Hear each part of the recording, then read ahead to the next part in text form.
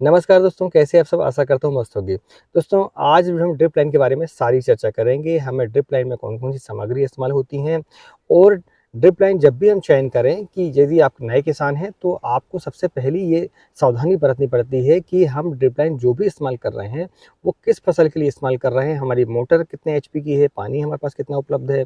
हमें एरिया जो बाँटना है, यानी कि एक फसल जब आप लेते हैं, एक बाल आप बनाते हैं, चाहे वो 1 एकड़ का हो, चाहे वो 2 एकड़ का हो, तो वो जो डिसीजन है वो हमें पहले ही लेना पड़ता है और फसल के हिसाब से हमें ड्रिप लाइन का भी चयन करना पड़ता है। यदि आप बागवानी के लिए ड्रिप लाइन ले रहे हैं तो उसके हिसाब से आपको चयन करना पड़ेगा। यदि आप जो है सब्जियों के लिए ले रहे हैं तो फिर आपको उसका चयन उसके हिसाब से करना पड़ता है। दोस्तों, आज हम ड्रिप लाइन के बारे में सारी चर्चा करेंगे। यकीन मानिए, इस वीडियो को आपने अगर पूरा देख लिया तो आपको किसी और वीडियो देखने की ज़रूरत नहीं पड़ेगी और ये जो जानकारी है ये तो आपको किसान से मिलेगी या फिर आपको कंपनी वालों से मिलेगी।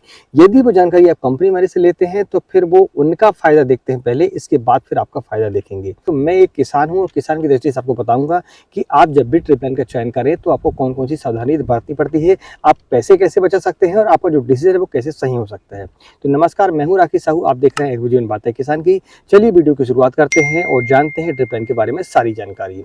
वीडियो की शुरुआत में हम सामग्री के बारे में जानेंगे और वीडियो के अंत में हम जानेंगे वीडियो की विशेष बात आपको ध्यान से सुनना है और समझना है। हम वीडियो के अंत में जानेंगे कि हमें जो बेड की लंबाई है वो हम कैसे डिसाइड कर सकते हैं कि हमारी जो ड्रिप लाइन है उस हिसाब से बेड की लंबाई कितनी होनी चाहिए, आपकी जो ड्रिप लाइन है वो आपको कितनी मोटाई की लेनी चाहिए। ये सारी जानकारी आपको मैं वीडियो के अंत में बताऊंगा, इसलिए वीडियो तो सामग्री में सबसे पहली जो सामग्री आती है वो होती है फिल्टर। दो प्रकार के होते हैं, एक तो प्राइमरी और दूसरा सेकेंडरी। प्राइमरी फिल्टर वो फिल्टर होते हैं जिनका इस्तेमाल आपको करना तो पड़ता है, लेकिन साथ में उसके साथ में एक और फिल्टर आपको लगाना पड़ता है। लेकिन जो सेकेंडरी फिल्टर होते हैं वो फिल्टरों के बाद में कोई फिल्टर नहीं लगता है, यानी सेकेंडरी फिल्टर भी यदि आप लगाते हैं तो आपका काम चल सकता है यदि आपका पानी साफ हो तो।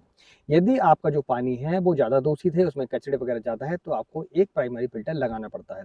प्राइमरी फिल्टर में एक तो सैंड फिल्टर होता है और दूसरा होता है हाइड्रोक्लीन फिल्टर। ठीक है, हम सबसे पहले जानते हैं कि सैंड फिल्टर क्या होता है। सैंड फिल्टर में एक बड़ा सा ड्रम होता है गोल, उस पर जो है सिलिकॉन जो है अंदर होता है। सैंड फिल्टर की सबसे बड़ी खास बात यह होती है कि जो किसान भाई बड़े रकबे पर खेती करते हैं उन पर मोटर का जो दबाव है वो ज़्यादा होता है। यदि आप सेकेंडरी फिल्टर के भरोसे चलते हैं तो मोटर जो है चोकअप ज़्यादा होती है, यानी फिल्टर जो है ज़्यादा चोकअप होते हैं। ठीक है, इसके लिए पहले जो है सैंड फिल्टर से पानी को साफ़ किया जाता है। मोटे-मोटे जो डस्ट होते हैं हमारे और जो कचड़े होते हैं उनको सैंड फिल्टर पर से साफ़ किया जाता है। इसके बाद जो है सेकेंडरी फिल्टर से साफ़ किया जाता है।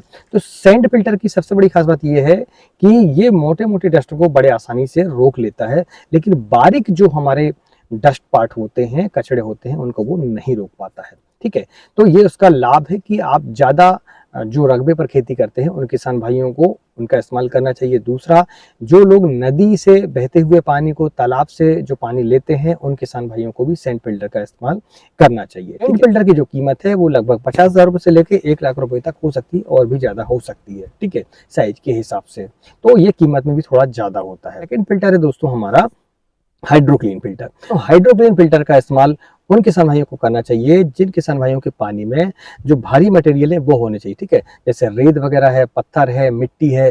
यदि उनके पानी में इस तरीके से मटेरियल आते हैं तो फिर उन किसान भाइयों को हाइड्रोक्लीन फिल्टर का इस्तेमाल करना चाहिए। हाइड्रोक्लीन फिल्टर में पानी जो है वो गोल गोल घूमते शंकुनुमा एक आकृति होती है, वहां पर चलते रहता है पानी और धीरे धीरे क्या होता है कि जो हमारे हार्ड मटेरियल होते हैं वो नीचे जाके इकट्ठे हो जाते हैं और पानी जो है, जो साफ पानी है वो ऊपर हमारा चला जाता है नीचे। फिर बाद में उसको क्लीन किया जाता है, साफ किया जाता है। आप 2 से 3 दिनों में एक बार उसको साफ करना पड़ता है आपको। सैंड फिल्टर की हमने पहले बात की थी, तो उसको जो है आप 1 हफ्ते भी साफ करेंगे तो भी आपका काम चल जाता है। हाइड्रोक्लोरिक फिल्टर की जो कीमत है वो लगभग 10,000 रुपये से लेकर आपको 20,000 तक मिल सकती है। वो 2 इंची, 2.5 इंची, 3 इंची इन साइजों में मिल जाते हैं आपको। हाइड्रोक्लोरिन फिल्टर के बाद भी आपको एक सेकेंडरी फिल्टर लगाना आवश्यक है, चाहे वो स्क्रीन फिल्टर हो चाहे फिर वो डिस्क फिल्टर हो। तीसरा वाला फिल्टर है दोस्तों सेकेंडरी फिल्टर, उसका नाम है दोस्तों स्क्रीन फिल्टर। इस फिल्टर भी आपको इसी आकृति में मिलेगा और स्क्रीन फिल्टर भी इसी आकृति में आपको मिलेगा। हम इसको खोल लेते हैं अभी और आपको बताता हूं मैं कि ये स्क्रीन फिल्टर कैसा होता है। जो पानी है वो यहाँ से अंदर से जाता है और इन जालियों से निकल के आता है, तो कचरा जो है आपका वो यहीं पर रुक जाता है। यही होता है कार्य इसका स्किन फिल्टर का। स्किन फिल्टर के जो सबसे बड़ी खास बात यह है कि बारीक से बारीक डस्टों को भी ये क्लीन कर देता है और पानी हमारा हो जाता है साफ। जब भी आप कोई प्राइमरी फिल्टर को लगाते हैं तो उसके बाद आपको स्किन फिल्टर लगाना होता है और ये कीमत में सस्ता भी है। ये 2 इंची, 2.5 इंची और 3 इंची में मिल जाता है। और इसका जो साइज है, साइज के हिसाब से ही आपको कीमत आपको देनी पड़ेगी। तो ये लगभग 2000 रुपये से लेके आपको 3000 4000 तक आपको मार्केट पर मिल जाएगा प्लास्टिक का, ठीक है।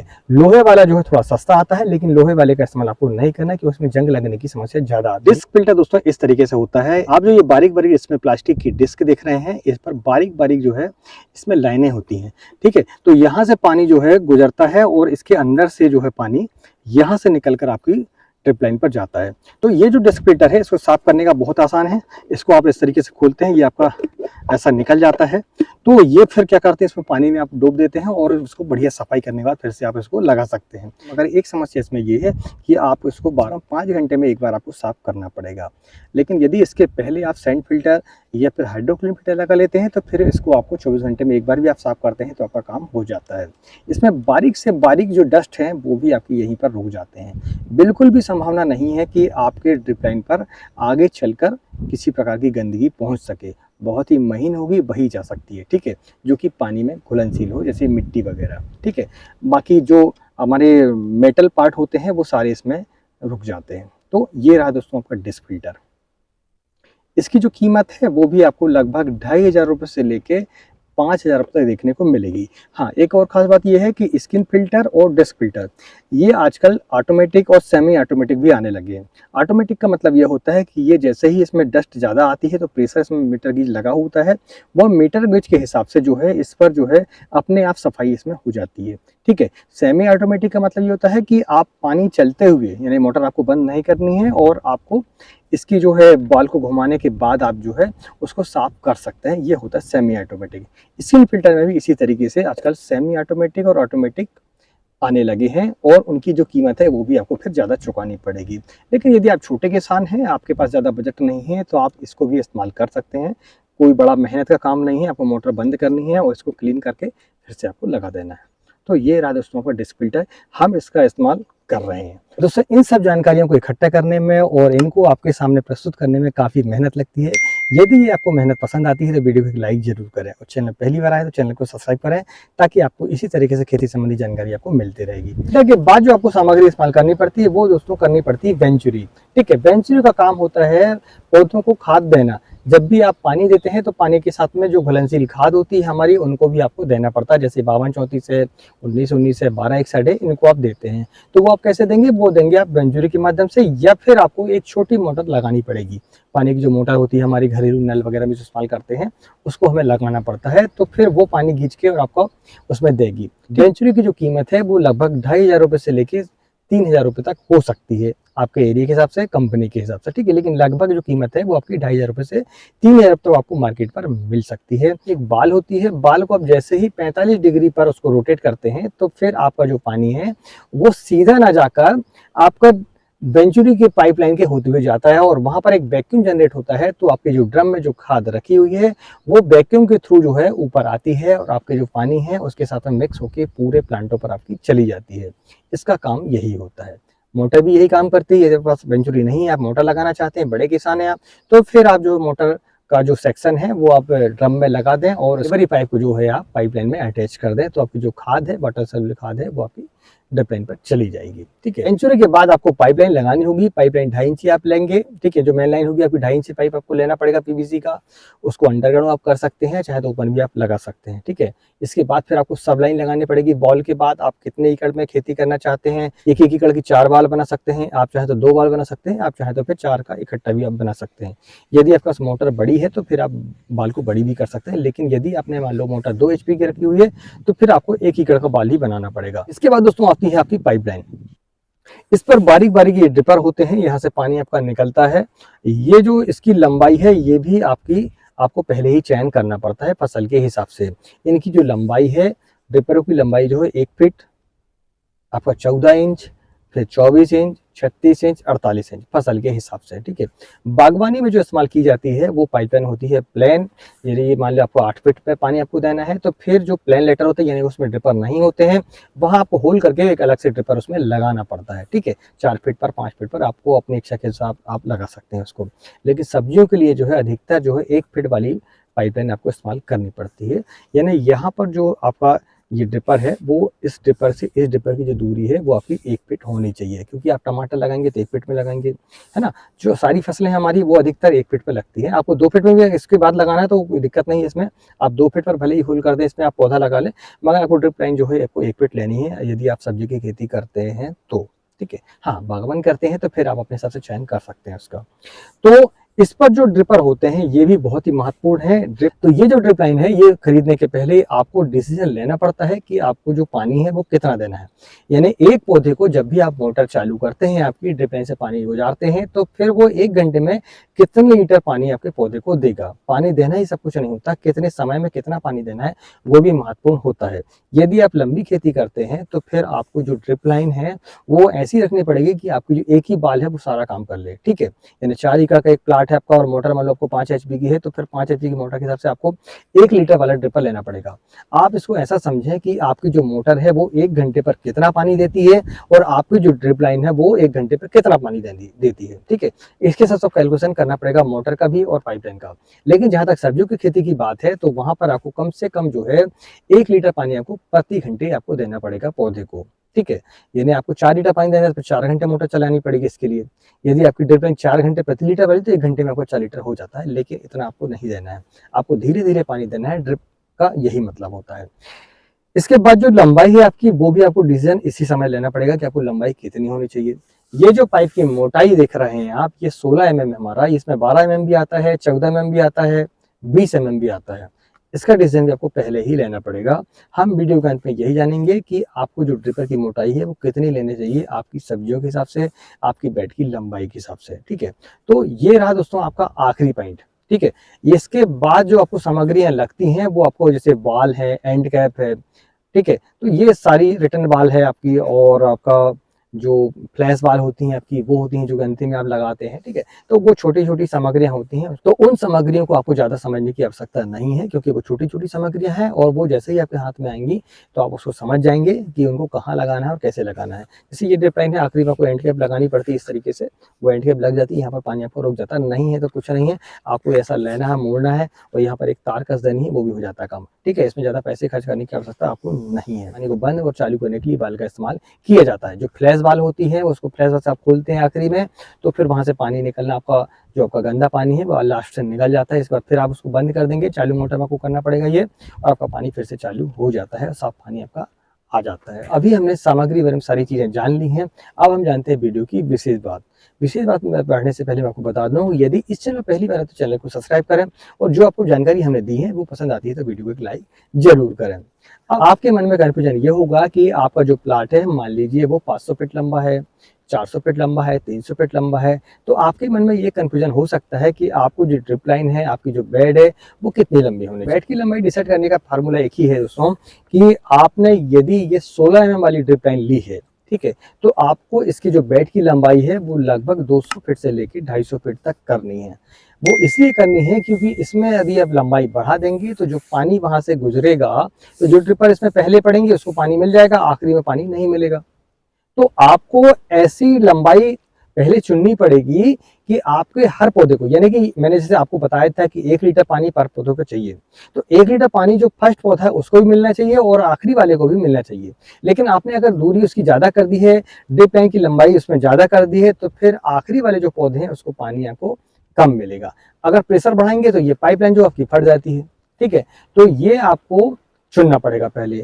दूसरे एम वाली जो पाइपलाइन है उसका इस्तेमाल आप करेंगे तो फिर आप उसकी लंबाई जो है लगभग 350 फीट तक आप ले जा सकते हैं, तो आपको बढ़िया पानी मिलेगा। जितनी इसकी पाइपलाइन मोटी होगी उतनी ही लंबाई इसकी आप बढ़ा सकते हैं।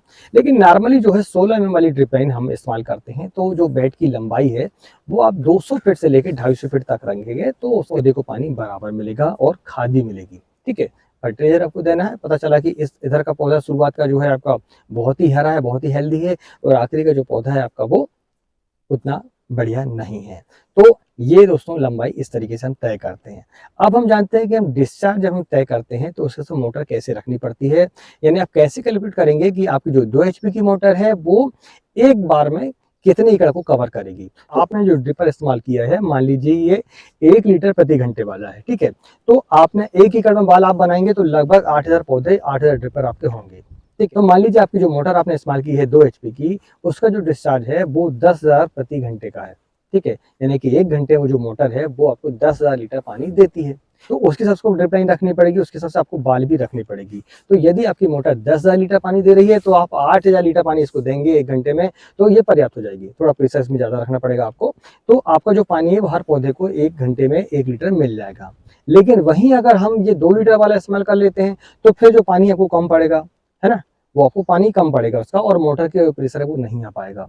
तो फिर उसके लिए क्या करना पड़ेगा, 2 एकड़ की बाल के लिए फिर 16,000 लीटर आपको पानी चाहिए रहेगा, तो फिर उसकी जो मोटर की कैपेसिटी आपको बढ़ानी पड़ेगी, यानी कि आपको कम से कम 20,000 लीटर प्रति घंटे पानी देने वाली मोटर आपको लगाना पड़ेगा। तो इस तरीके से आप डिसीजन लेंगे कि आपको मोटर कौन सी लगानी है और आपको ड्रिप लाइन प्रति घंटे में कितनी लगानी है, और दूसरा ये बाल आपको कितने एकड़ की रखनी है। तो आपके पास जो भी मोटर उपलब्ध हो उसके हिसाब से आप काम करें, ठीक है? मोटर ना बढ़ाएं। हाँ, यदि आप रकबा आपको बढ़ाना है तो बात अलग है, लेकिन आप काम चलाने के लिए छोटी मोटर का इस्तेमाल कर सकते हैं। लेकिन उसके लिए जो बाल है आपको छोटे रखने पड़ेंगे। बाल का मतलब होता है भाग, ठीक है? बाल आप ऐसे ना समझे कि बाल कितनी रखनी पड़ेगी, मतलब यही होता है कि एक बार में आप पानी कितने रकबे पर देंगे। भी नया फार्म बनाते हैं तो आपको पहले ही डिसाइड करना पड़ता है कि आपको कितने एकड़ की एक बाल बनानी है आपको, ठीक है? क्योंकि आप जब एक बाल बनाते हैं तो उस पर एक ही प्रकार की सब्जी लगा सकते हैं। वो इसलिए क्योंकि हर फसल में अलग-अलग रिक्वायरमेंट होती है खाद की। मान लीजिए आपकी लौकी है, तो वो लौकी को आपको 45 दिनों के बाद फ्लावरिंग उसमें आ जाती है, उसमें हार्वेस्टिंग चालू हो जाती है, तो उसके साथ आपको फिर उसकी खाद देनी पड़ती है। लेकिन वहीं अगर टमाटर की बात करते हैं, तो टमाटर में जो है आपकी हार्वेस्टिंग चालू होती है 65-70 दिनों के बाद।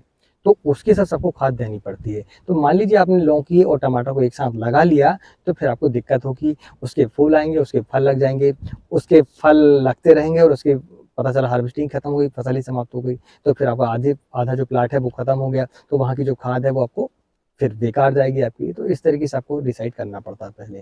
दोस्तों ये वीडियो आपको कैसा लगा प्लीज़ हमें कमेंट करके ज़रूर बताएँ। अब एक क्वेश्चन आपका और होगा कि आप सब्सिडी लें या ना लें? यानी सरकार की तरफ से जो आपको ड्रिप लाइन मिलती है सब्सिडी के माध्यम से, उसको आपको लेना चाहिए या नहीं लेना चाहिए? यदि आप ड्रिप लाइन पहली बार लगा रहे हैं तो आप सब्सिडी लें, ठीक है? लेकिन यदि आपके पास पहले से फ़िल्टर और वेंचुरी और पूरा सेटअप मान लो 2 एकड़ का लगा हुआ है, तो फिर आप सब्सिडी ना लें, तो आप ज़्यादा फ़ायदे में रहेंगे। आप मार्केट से परचेज़ करें। एक तो सबसे बड़ी बात ये है कि मार्केट पर जो चीज़ें आपको सस्ती मिलती हैं, वही चीज़ें सब्सिडी में जाने के बाद महँगी हो जाती हैं। कंपनियाँ उसके रेट बढ़ा देती हैं, तो जो सब्सिडी का पैसा है वो काफ़ी हद तक वहीं खराब हो जाता है आपका, और समय पर आपको चीज़ें नहीं मिल पाती हैं, ठीक है? आपने पता चला आज आवेदन दिया है और आपको 2 महीने के बाद मिल रही है ड्रिप लाइन, तो फिर आपको दिक्कत होती है। जब भी आप ड्रिप लाइन परचेज़ करें, तो यदि आपके पास पहले से ही सारा सेटअप है, तो फिर आप जो है मार्केट से ही परचेज़ करें उसको, क्योंकि वहाँ पर बार्गेनिंग भी हो जाती है। लेकिन यदि आप सब्सिडी से लेते हैं, तो फिर आपको बार्गेनिंग करने के कोई चांस नहीं होते हैं। हाँ, पहली बार अगर सेटअप ले रहे हैं, पूरा सेटअप ले रहे हैं, तो उसमें सब्सिडी क्या होता है कि फिर उसमें ज़्यादा मिलती है हमें, तो उसका फ़ायदा हमें मिल जाता है। दोस्तों ये वीडियो आपको कैसा लगा हमें प्लीज़ कमेंट करके बताएँ। मिलते हैं अगली वीडियो में, तब तक के लिए नमस्कार। जय हिंद, जय किसान, जय जवान।